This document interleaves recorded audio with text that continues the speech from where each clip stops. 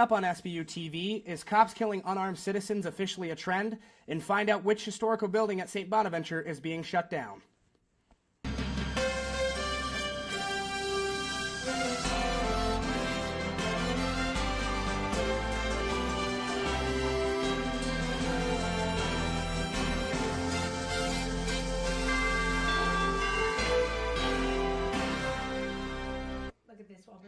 Hello and welcome to SBU TV. I'm Miguel Nesbitt. I'm Victoria Laurie. And I'm Ryan McDonough, and I'll be back later with sports. Last month, students selected their on-campus housing for the fall 2015 semester. One familiar building was left off the list. Ryan McDonough has more. Beginning next year, St. Bonaventure will be closing the doors of Francis Hall to residents, relocating more students to the main campus. With the current amount of vacant spaces, a floor in Doyle Hall will also be shut down. Third and fourth floors have been closed. Fourth floor we haven't used in over 5 years, I think.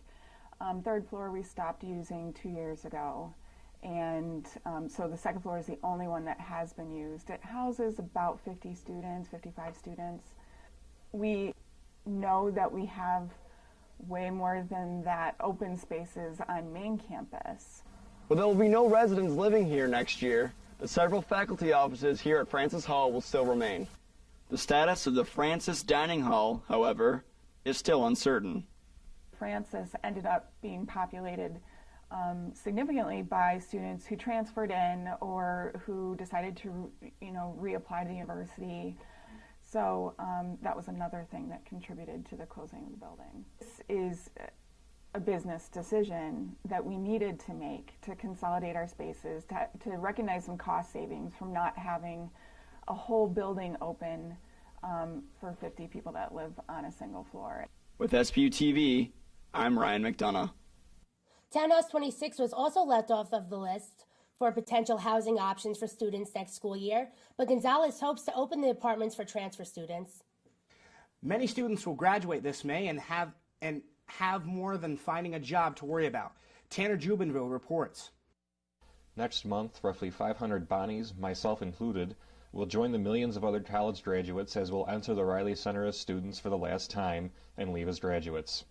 One thing many of us will share, beside nervously seeking employment and bemoaning the thought of possibly having to move back in with mom and dad, will be student debt.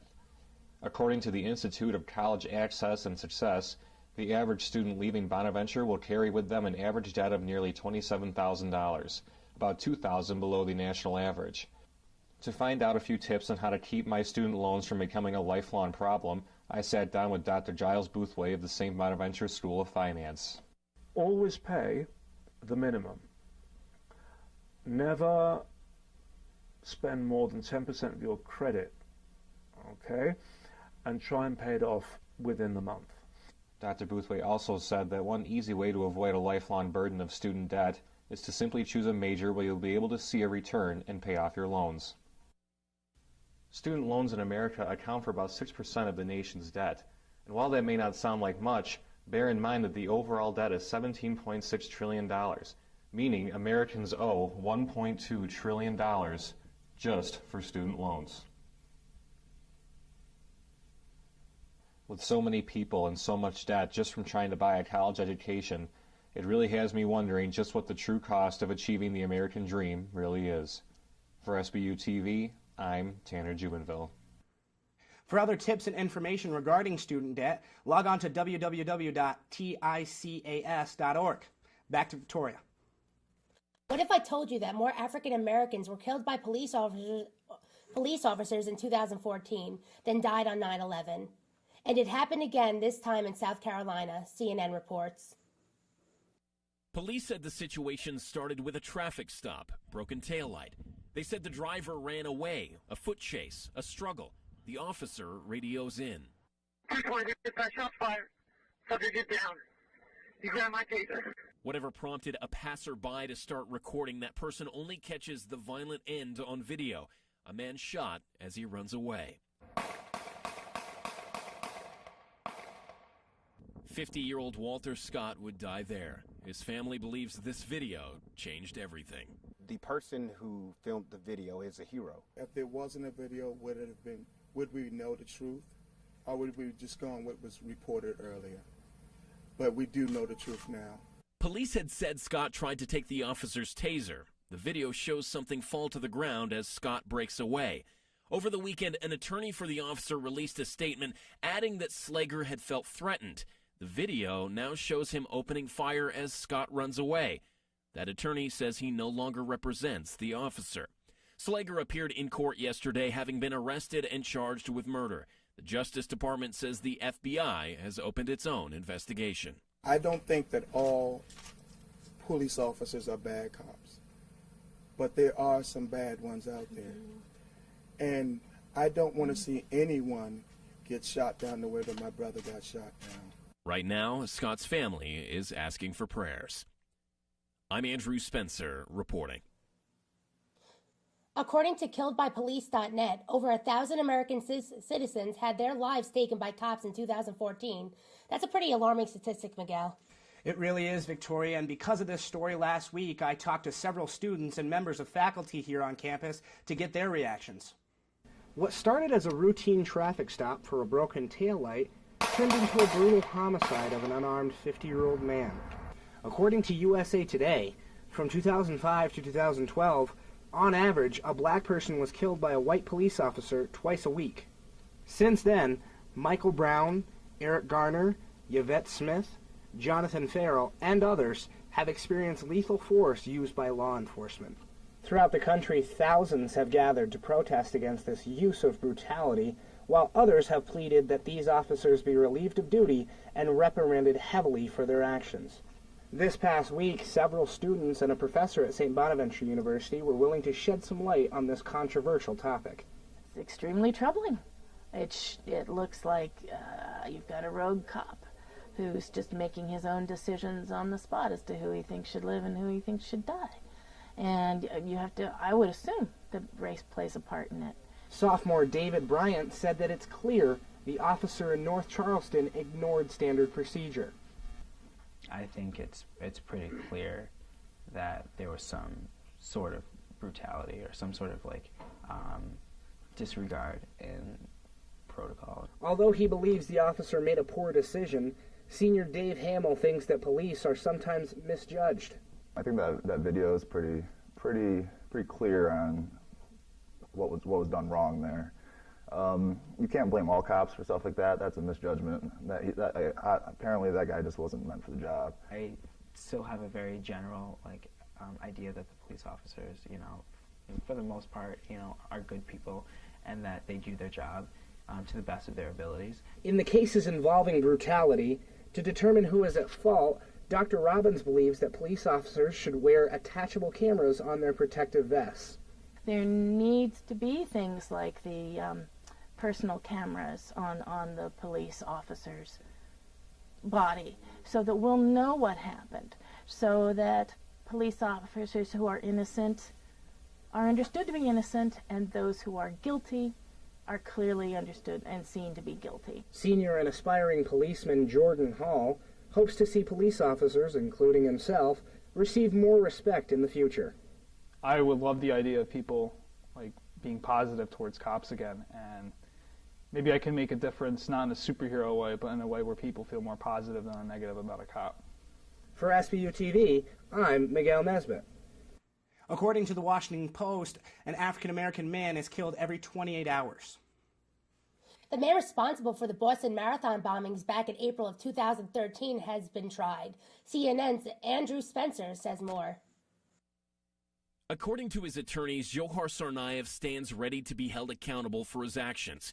In her closing argument, defense attorney Judy Clark told jurors there is no excuse for the destruction and suffering caused by the bombings at the finish line of the Boston Marathon 2 years ago. But she says it never would have happened if not for Tsarnaev's older brother. Prosecutors paint a very different picture, one where Tamerlan and Johar acted as partners as they carried out the bombings, killing 8-year-old Martin Richard, Crystal Campbell, and Lingzi Liu, injuring more than 260 people. The murder of MIT officer Sean Collier, a carjacking, a robbery, and a firefight with police. He was relatively non-reactive until Al Chuknavati, who did the closing, walked towards the table and pointed to him. He got a little animated after that. He was fidgeting, moving his hands around. I thought that he might actually say something. Prosecutors asked the jury to hold Tsarnaev accountable and consider the death penalty. They point to the images of him minutes before the explosions, and they describe him as, quote, entirely untroubled by what he's about to do. Was Dzhokhar Tsarnaev a partner in terror, or was he brainwashed by an older brother? That's now up to a jury to decide. I'm Andrew Spencer reporting. For those who may have forgotten, 3 people have died and 280 were injured as a result of the bombings and shootings. On a lighter note, there is money to be made in parody Twitter accounts. Victoria tells us why. Some companies are now taking advantage of the now usually popular parody accounts on Twitter, which has been beneficial for both company and founder of the parody account. This new form of advertisement has essentially turned these parody Twitter accounts into influential marketing agencies, which has made both profit for the Twitter account and the company asking to be advertised. These accounts can be created and ran by just one person or shared social network accounts that team together to create a parody account.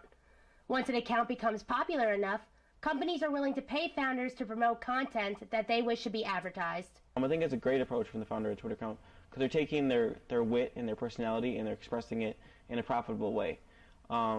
So they're taking, they're getting an audience from something that they love to do, that's something they express themselves in, and they're getting an audience, and then they're going ahead and selling that audience to the companies. So it's a great profit. A parody maker can make anywhere from $500 to $1,000 from just one single advertising tweet.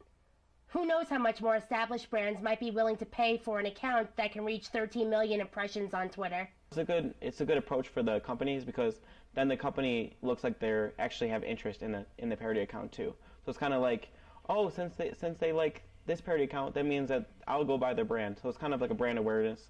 For SBU TV, I'm Victoria Laurie. According to one creator, his Twitter allowed him to quit his full-time job. And if you're interested in marketing, earning a 6-figure salary could become a reality. For months, area school districts were left wondering if they'd have a layoff teachers for eliminate classes while Albany worked on a budget bill. Joe Pinter has more on how the districts finally learned how much money they will receive for the state. Since his election 5 years ago, Governor Andrew Cuomo has had education reform at the top of his to-do list. While many educators disagree with his ideas, he believes the reforms he's put in place will benefit the students. This year, the governor used those students to quickly pass his reforms. Instead of releasing the state aid numbers to school districts in January, he declared that no increases in aid would be signed into bill unless the legislature accepted his reforms, which included everything from tenure rules to teacher preparation and evaluations. But this year we did not get those at all because our governor had said that he wanted his reforms to be enacted before he would even release what we refer to as the runs. And the recent budget negotiations could not have come at a worse time for area school districts. For years, New York State has essentially been telling the districts to do more with less. Since 2008, New York has withheld millions of dollars from school districts through the gap elimination adjustment. Allegheny Limestone alone lost more than $10 million from its operating budget. But in Allegheny Limestone, about 65% of our budget comes from New York State aid, and that's a lot on the revenue side. While the budget process in Albany dragged on, Allegheny Limestone officials created a budget that included only what the district needed to keep. Once district officials were given the state aid numbers, they were able to lower school taxes by 2% and restore certain positions in programming. This year, the state gave Allegheny Limestone back about $1 million from the gap elimination adjustment. So for us, we have a smart plan where we're not spending all the money that came in, we're returning that back to the taxpayers because the last few years the increase has been on our taxpayers. If there was a positive from this budget crisis, it would be the ways in which Allegheny Limestone, Hinsdale, Portsville, and Olean schools all increased how they collaborate and share services. We work really hard to find ways that we can share resources so we don't have a duplication of services, and that way as a general wider community we're using our resources well and being able to provide more for our kids. For SBU TV, I'm Joe Pinter. State officials say the GEA will only last another year. Then the funding levels will go back to what they were in 2008. Stay tuned after this commercial break for SBU TV Sports. With a college scholarship, you can afford to dream big. I know. With my own scholarship, I got a great education and an amazing career. That's why I support Thanks USA. Thanks USA provides scholarships for the families of active duty military personnel. With these scholarships, the spouses and children of our troops are getting an education that would otherwise be out of reach. So please, give to Thanks USA. Your support can help them win, and win big.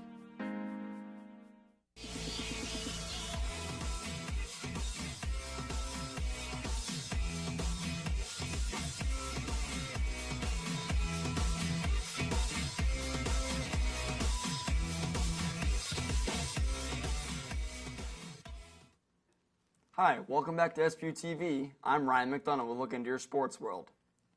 We have learned today that Lauren Hill, the inspirational women's basketball player from Ohio who fought brain cancer, has passed away at the age of 19. She played just one game at Mount St. Joseph's University in Cincinnati.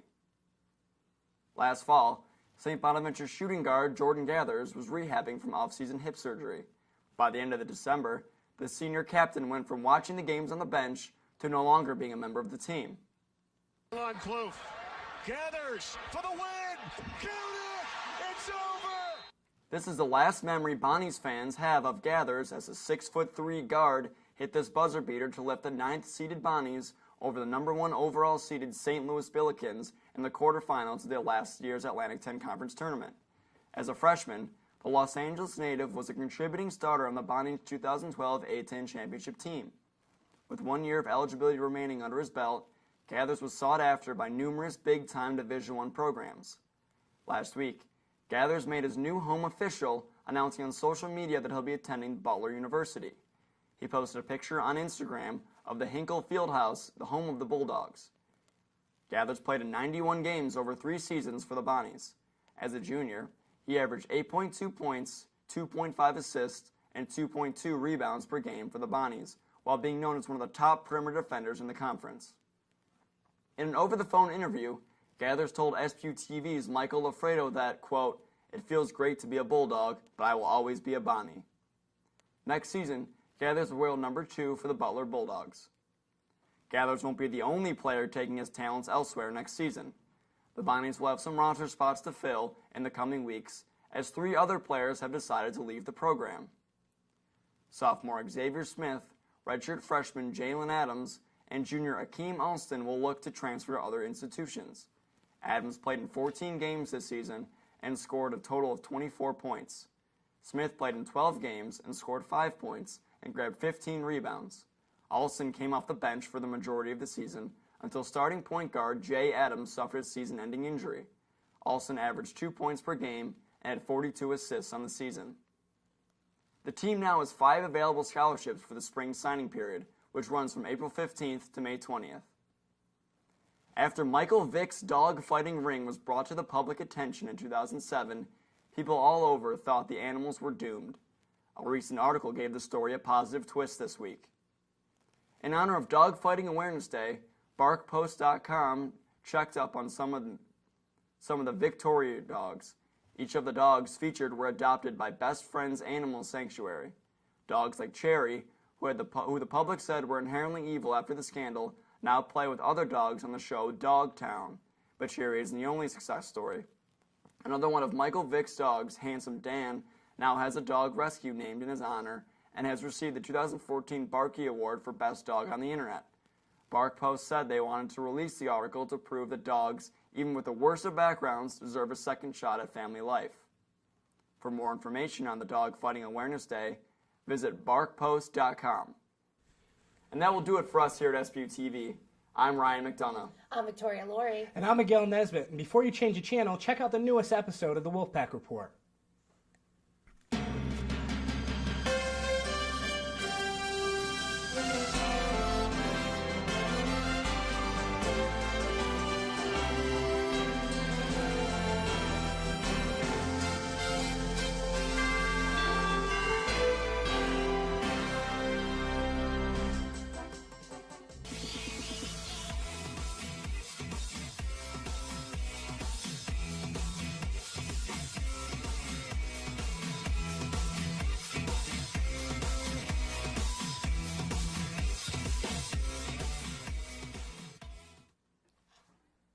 Good afternoon, everyone, and welcome to the Wlfpack Report, where we cover all things St. Bonaventure sports. My name is Anthony Sambratto. And my name is Andrea Fernandes.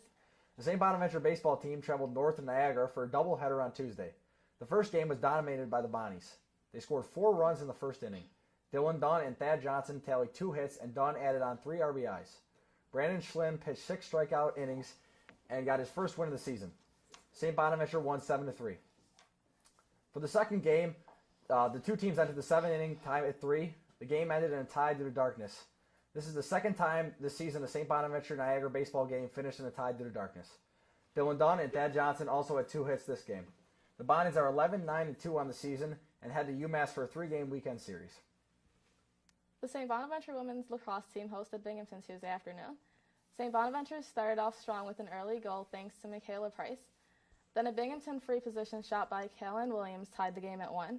Both teams would score 6 more goals before the half, then Binghamton took over. Binghamton scored 5 unanswered goals until Leanne Stauffer scored a free position shot to give St. Bonaventure life. But it wasn't enough as St. Bonaventure fell to Binghamton 18-13, falling to 1-11 on the season. On the day before Easter, the St. Bonaventure softball team had a doubleheader at LaSalle. In Game 1 of the doubleheader, St. Bonaventure fell behind 6-0 after the 4th inning. Kiara Lorenzo's RBI groundout in the 3rd and Emily Bellfield's RBI groundout in the 4th were the only offense for St. Bonaventure. LaSalle took Game 1 6-2. In Game 2, St. Bonaventure fell behind 3-0 in the bottom of the 3rd. Lauren Waite showed some power hitting a solo shot in the 4th inning. St. Bonaventure, however, lost 10-5, falling to 6-13 on the season. The St. Bonaventure women's tennis team traveled to Penn State on Saturday. In the 6 single matches, St. Bonaventure lost all 6 of them. In the doubles play, the pairing of Marissa Brossard and Mara Martina Santori lost to Penn State's top pairing of Victoria Kisilova and Dasha Safagova, 8-4. All other doubles matches resulted in a loss for St. Bonaventure. St. Bonaventure is now 5-11 on the season, heading to LaSalle on Saturday and St. Joseph's on Sunday. We'll be right back with an interview with Connor Robinson from the men's rugby team.